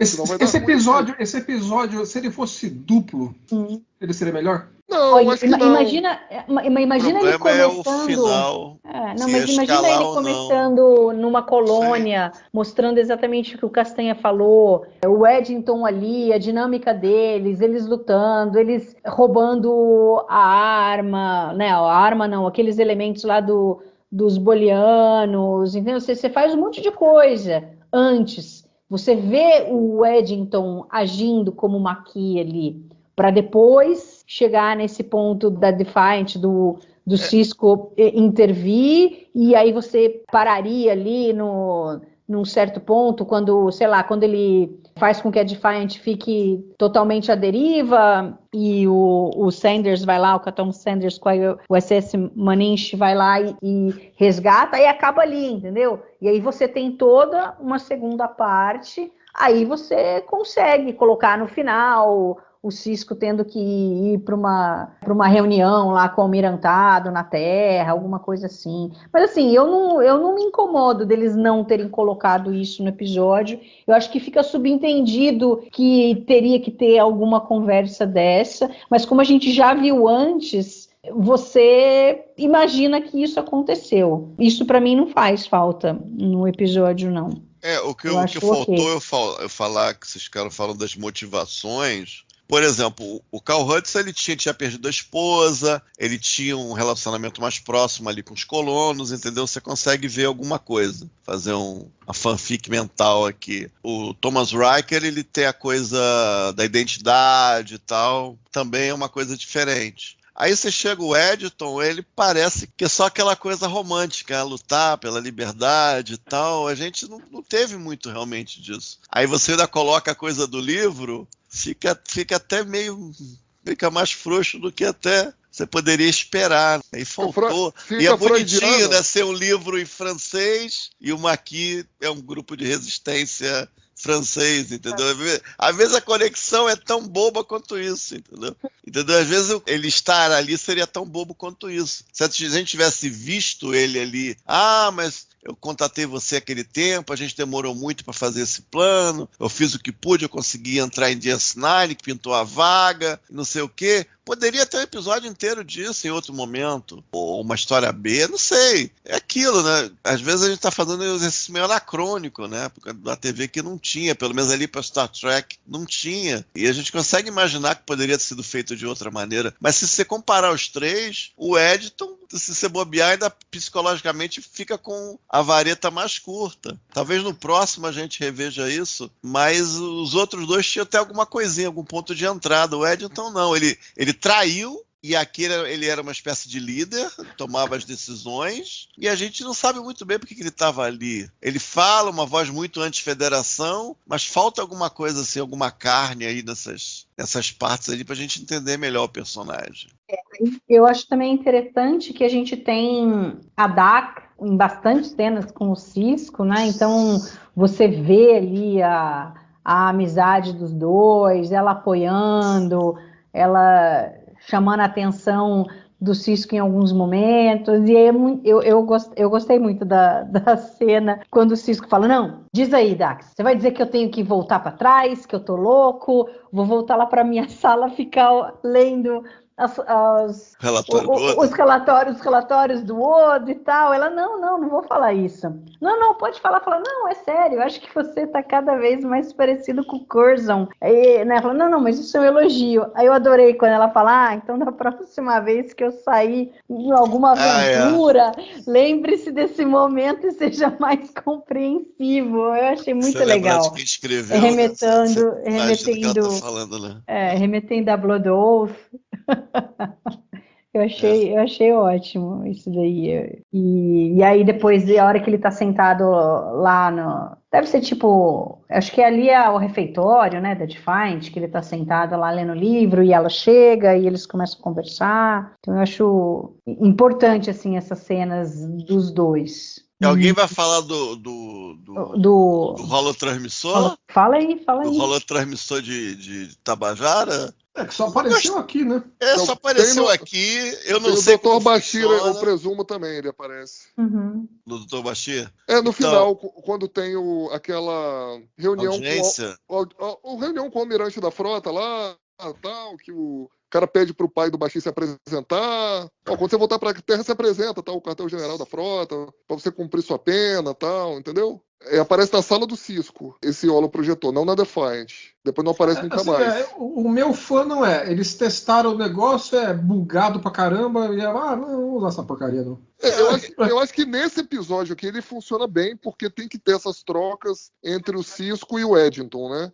Se você colocasse isso numa tela, talvez ficasse mais artificial. Como eles têm esses momentos de tensão, de troca entre o Cisco e o Eddington, nesse episódio eu acho que ele fez bem o episódio. Ele traz uma dramaticidade diferente. Sim. Agora, a aplicação dele, de fato, é meio complicada. Arrumaram um lugar lá atrás da ponte, né? Ali onde é que ficava aquela mesa lá, que a gente até brincou num episódio atrás aí, que eles tomavam café ali naquela mesa e tiraram a mesa e colocaram o holoprojetor, entendeu? A ideia, na verdade, quando o Ron Moore desenvolveu essa ideia, foi ele que quis vender, né, vamos dizer assim, essa ideia, era para colocar na frente da tela. Mas aí, como é que faz? Você tinha que colocar dois efeitos especiais, né, um em cima do outro. A tela ao fundo e mais a projeção do holoprojetor na frente da tela, entendeu? Aí o cara lá de efeitos especiais chiou, né? Reclamou. Não, vai ficar mais caro ainda, os caras. Aquele tipo de... Tá cheio de tecnologia de um episódio só espalhada pela franquia, né? Coisas que seriam úteis em todos os demais episódios, mas que só aparecem em um, né? Podia ser mais um. Mas você gostou, Luiz, ou não? Não, achei uma desgraça. Achei muito ruim. Mas você não gostou, não? Olha só, eles queriam o holograma. Aí você vai falar, Star Trek poderia ter holograma, tem um monte de coisa. Poderia ter, mas eu acho que ter o transporte não deveria ter holograma. Escolhe. Star Wars tem holograma e não tem transporte. Eu acho que deveria escolher. Isso eu vejo como um problema. Outra coisa de falar da coisa da tela, eu falo pra eles assim, eles são produtores de Star Trek e nunca viram a Ilha de Khan. Não pode ter tensão com os caras não partilhando o mesmo cenário. Isso não tem nada a ver com nada, entendeu? Isso é besteira. Terceira coisa, em cenário é muito mal resolvido. No primeiro momento, eu tava prestando atenção, eu falei, tem alguma perspectiva, estão fazendo perspectiva forçada ali, alguma coisa assim? Porque tinha hora que o Eric Pierpoint parecia um anão. Aí eu falei, estão mexendo aqui com alguma coisa? Aí não tem nada, não tem iluminação, não tem algum tremelicado da imagem. O cara tá ali em pé falando com os outros, entendeu? Eu acho isso, não tem uma iluminação diferente. É tipo assim, a gente quer que o cara bata um papo ali frente a frente, não tem outro jeito, é isso aí e pronto. Depois a gente esquece. Eu achei que eles queriam muito mal resolvido, não tem uma coisa tipo, não, vai ser uma luz assim, vai ter perspectiva tal, vai ter alguma refração, alguma coisa, vai ter uma transparência. Tem porra nenhuma, é o cara lá em pé falando e fazendo o somebody love de apertar um botão no ar, entendeu? Fingir que tá ali, entendeu? Eu achei muito ruim mesmo. Eu falei, pro episódio funcionou, eu não sei, a gente imagina que de outra forma funcionaria também, eu não sei. É estranho o Cisco ficar... e outra coisa, tem a coisa do passar o anão, que você voltar numa estrutura repetitiva, que não é fluida, que se movimenta aos saltos, que é o Cisco virar para falar com ele de novo. Isso aí é meio chato, entendeu? Não é a coisa. Se fosse direto na frente, aparecer, talvez fosse um pouco mais fluido, entendeu? Mas, não sei, realmente... Se eu já não gosto de transporte, de holograma, então... Putz, grila. Entendeu? Eu não sou muito fã. Não, é só tecnicamente, e lá em Dr. Bashir, eu presumo, eles colocaram uma iluminação diferente. Mas você percebeu que parecia que na primeira cena o Eric Pierpoint lá estava pequeno? Mas ele é pequeno. Ele é baixinho. Esse é o problema. Ele é baixo. Ele é baixo. Ele é bem mais eu lembrava baixo. daquela outra série, a Alienation, eu achava que ele fosse grande. Não, ele é pequeno. Grande. Não, ele não tem nem 1,70m, pra você ter ideia, cara. Que coisa esquisita. Então a memória tá ruim. Dá pra perceber isso quando ele entra a primeira vez pequeno mesmo. Lá na sala do Cisco. Isso, tem exatamente. Uma diferença grande de altura entre os dois. Isso, mas exatamente. Ali, sim, ele é menor que o Avery Brooks. Mas ali na primeira cena dá a impressão que ele era pequeno, tipo... Como é que é? Do Senhor dos Anéis, gente? Não, aí Parecia eu muito não fiquei pequeno. com essa sensação, não. Não, também não. Assim, não? Não. Então tá, então deve ser. É assim, eu acho a ideia de se ter o holocomunicador legal. Eu acho que, dado que você já tinha nessa época o holodeck, na própria Voyager tinha o doutor holográfico, eu acho que era de se imaginar que isso existisse. Mas, assim, eles não conseguiram, para a época ainda foi difícil eles fazerem, ficar parecendo que era uma imagem. E aí, no fim das contas, para parecer que não era o cara que estava ali, eles tiveram que fazer com a câmera para dar uma sensação de ser uma coisa 3D e tudo mais, realmente não ficou bom. Eu acho que eles não conseguiram acertar essa coisa da iluminação e tudo mais por uma primeira vez, entendeu? Eu acho uma pena, porque eu acho que teria sido outra também, assim, interessante. se eles estabelecem que aquilo lá, é assim que a gente fala de nave com frota para nave com frota, eles vão ter que começar a usar direto. Eles vão ter que abraçar a ideia. Uhum.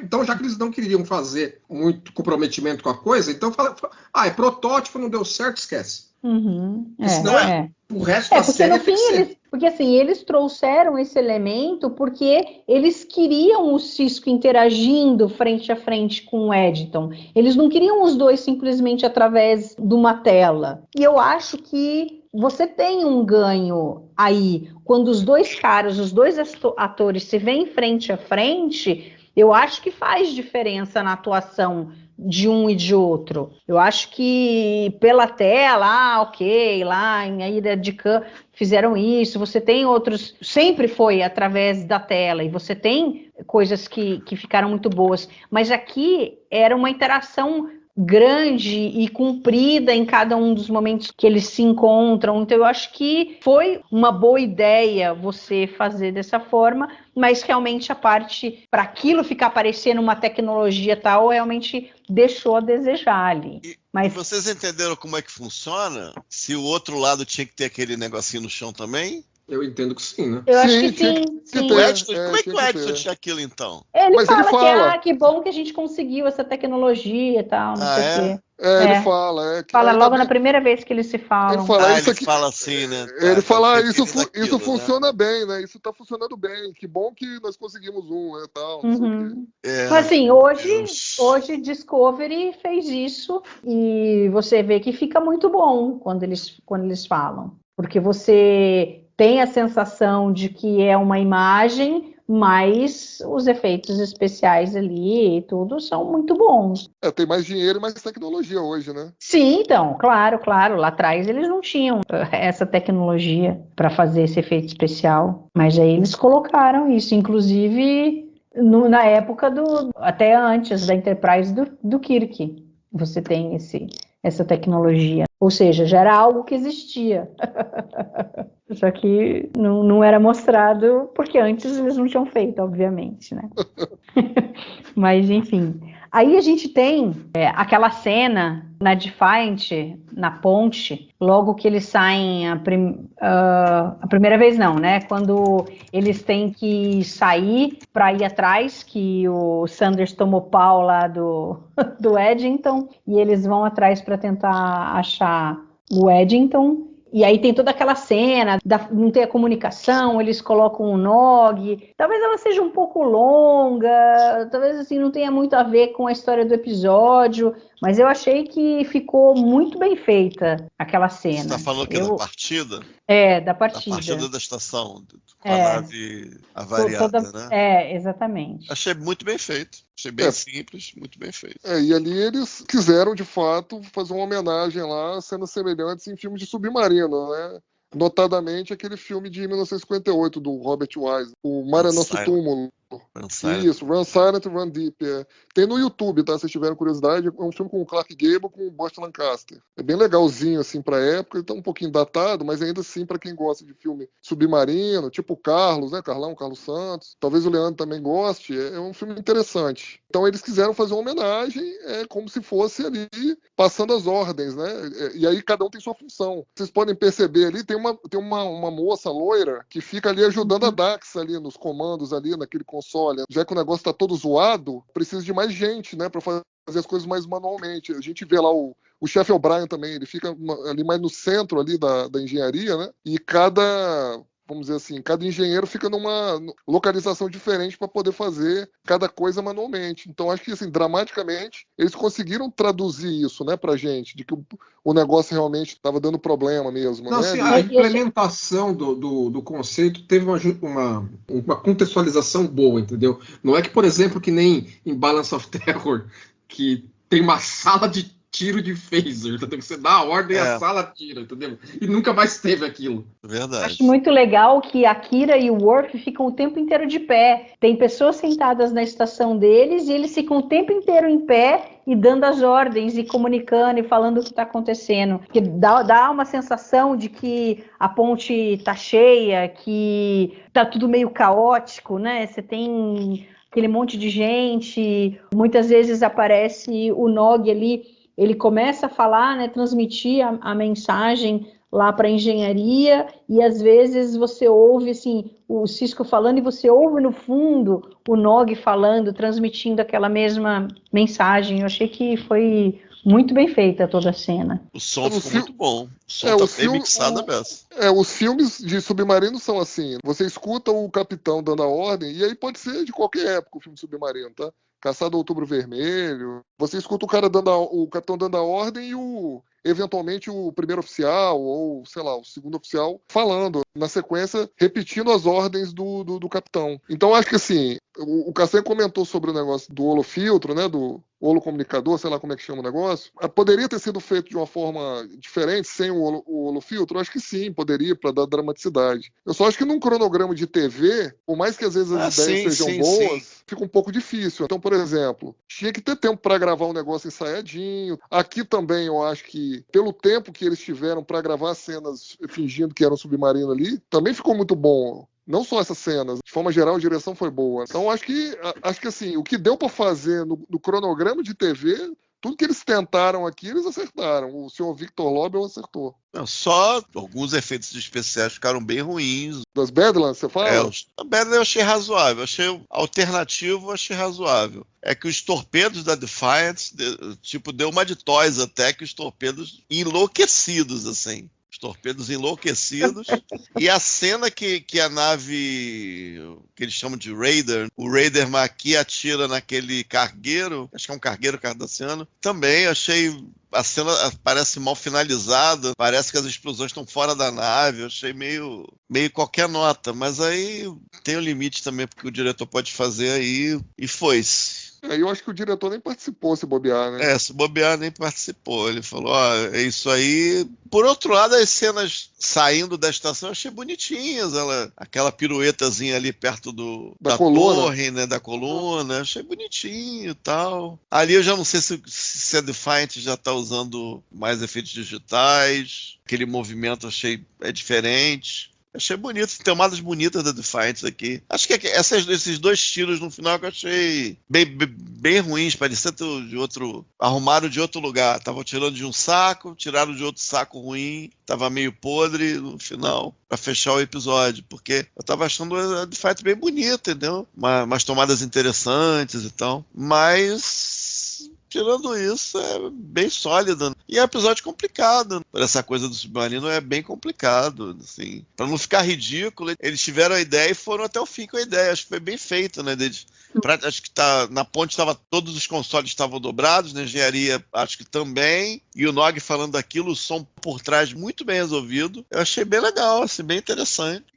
Uma coisa interessante que eu vou tentar falar assim, mas a gente tem que tomar cuidado para não dar spoiler. Vamos deixar para falar sobre isso no episódio seguinte, no próximo episódio. Mas assim, é uma coisa que o Sisko fala assim, quando ele tá lá socando o saco, ele fala: o Edson não é um transmorfo, né? O Edson não é isso, é aquilo, e eu me deixei enganar por ele. Que era uma brincadeira, né? Que era algo que circulava fãs, né? Pelos fãs, e que achavam que o Edson era um transmorfo, e aí por isso, exatamente por isso, a Aira falou, não, ele não vai ser um transmorfo, e chegaram nessa coisa dele ser um traidor, um Maquis e tal. Mas tem algumas coisas que vão ter consequências e a gente vai descobrir no episódio seguinte. E tem uma cena cortada com o O'Brien e com o Bashir, que no fim das contas o Bashir acaba não aparecendo no episódio, porque eles gravaram e acabaram cortando, que eles estão conversando e no final eles percebem que eles gostam do Ed, então tal. Acho que teria sido interessante ver essa cena, mas eles tiveram seus motivos que a gente vai descobrir depois. Então aí no fim nem o Bashir, nem o Quark, nem o Jake acabam aparecendo nesse episódio. Leandro, tem mais alguma coisa que a gente não falou sobre esse episódio que você gostaria de falar? Eu acho que a gente cobriu bem, né? Assim, episódios desses, é natural que a gente gravite não apenas para os elementos internos do episódio, que tem muita coisa para falar, mas o arco como um todo, né? Porque ele demanda muito contexto dos outros episódios maquis. E eu acho que isso é meio que a bênção e a maldição do arco Maquis, entendeu? Ele tem tanta coisa dentro de... Ele é bem denso para o número de episódios que tem, então é sempre uma discussão ampla, não só do episódio, mas como do episódio como um todo. E a gente sempre faz isso quando discute episódio Maquis, né, como a gente já fez. E você, Castanho? Eu acho que não sei, deixa eu ver aqui. Dos Brins, eu tô supondo que tinha uma instalação Brin ali, de alguma maneira os maquis tomaram conta e estavam usando para estocar lá os produtos químicos. Estou supondo isso, e serve mais para o Odo lembrar do tempo de interação dele com o Editon, né? Já mencionei da coisa de falar da vida pregressa dele na estação, de tocar nesses pontos que ajuda o personagem, né? Ajuda a dar mais vida para o personagem, né? Que ele realmente existiu além de ser traidor, de ser o líder Maquis, assim, mais gente. Eu não sei se a gente consegue ressignificar aquela cena do The Adversary, que o Editon está falando que ele nunca desejou ser capitão. Eu fico pensando, será que ele nunca desejou ser capitão ou se ele sabia que ele nunca ia ser capitão, que eventualmente ele ia arrumar uma traição de leve e não teria mais vida ali na frota? E você também tem que ver quando foi que aconteceu vou trair, deixa eu ficar aqui enquanto federado por um tempo para ajudar por debaixo dos panos. Quando é que ele tomou essa decisão, né? A gente não sabe, entendeu? Mas essa cena eu lembro. Basicamente, ele dá aquela básica no Fall da Costa. Tem um momento que ele fala que eles estão falando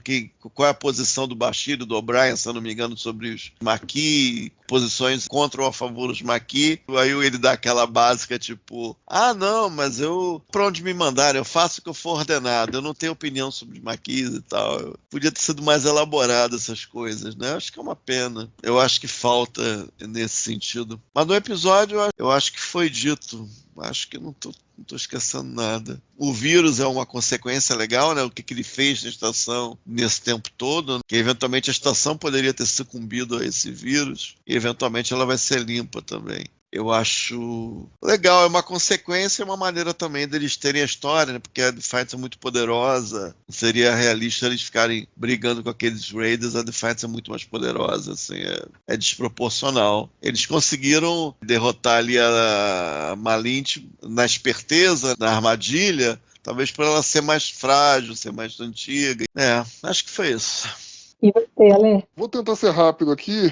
Eu concordo com o Luiz em relação a alguns dos efeitos especiais, embora outros eu também tenha gostado. Acho que ficou bonito. A primeira cena que aparece é a Defiant em Deep Space Nine, que ela tá ali atracada, né? Logo que ela foi rebocada, vamos dizer assim. Acho que é uma cena bonita. A cena que o Editon ataca a Defiant sem escudos eu também achei legal. A cena que a Defiant tá olhando ali a Malint arrebentada ali, eu também achei bacana. E tem alguns realmente que eu não gostei. Eles mudaram aqui as Badlands em relação ao Caretaker, que era o piloto da série Voyager. Eles tinham feito umas Badlands para aquele episódio que resolveram mudar. Achei que ficou razoável, mas assim, também não achei sensacional, não. Tá? Gostei, mas não gostei tanto assim. Em relação ao Victor Lobel, tá? Para mim ele também é um dos melhores diretores que passaram por Deep Space Nine. Ele era um cara extremamente experiente para lidar com atores. Ele foi convidado a entrar aqui em Deep Space Nine na rotação de diretores essa temporada pelo Ira Behr e pelo Hans Beimler, né? O Hans Beimler, antes dele ser roteirista, ele era cinegrafista. Então ele entendia um pouco de direção, né? O pai dele também tinha sido cinegrafista, feito uns documentários. Então quem aproximou para chamar o Victor Lobel para entrar em Deep Space Nine foram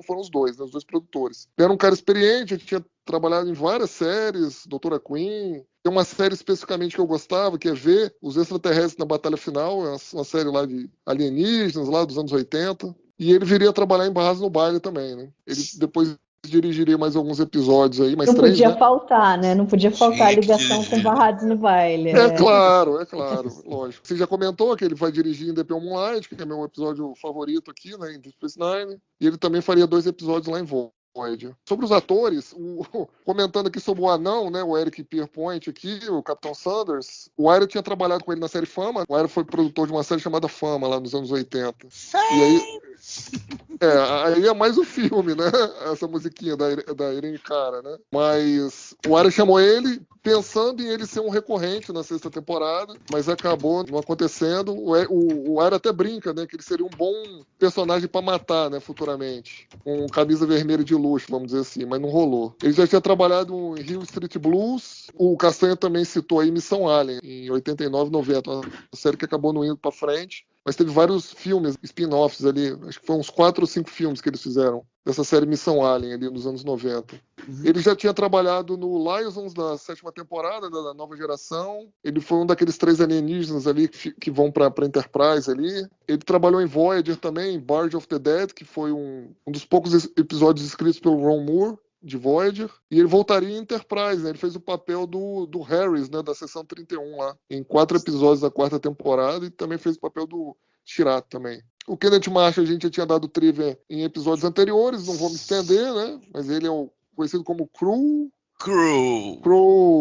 A gente já comentou sobre o filme lá, o Run Silent, Run Deep, né, que foi homenageado aqui com as cenas de submarino, o filme do Robert Wise lá de 1958. Tem aquela primeira cena inicial ali, né, no teaser ali, que o Eddington pede para o Cisco olhar lá os refugiados, que também é uma homenagem ao filme do Robin Hood, As Aventuras de Robin Hood, né, com Errol Flynn, com a Olivia de Havilland, de 1938, que o Robin Hood leva lá a Olivia de Havilland para olhar lá os pobres lá que ele está protegendo, que ele está roubando lá para dar para os pobres. Já comentei aqui também sobre a fala da Dax, que fala A Vida Secreta de Michael Eddington, que ela faz uma referência à Vida Secreta de Walter Mitty, que é um filme baseado num conto lá de 1939, o filme é de 1947. Tem uma versão de 2013 com Ben Stiller, aquele ator que fez Zoolander, enfim, Quem Vai Ficar com Mary, Entrando numa Fria. Bom, a Mari já comentou sobre a cena apagada. Essa cena apagada, que participaria o Quark, o Bashir e o O'Brien, seria entre ali a saída do Capitão Sanders da sala do Cisco e o Cisco tá esmurrando ali o saco de pancadas. Acho que é isso, não.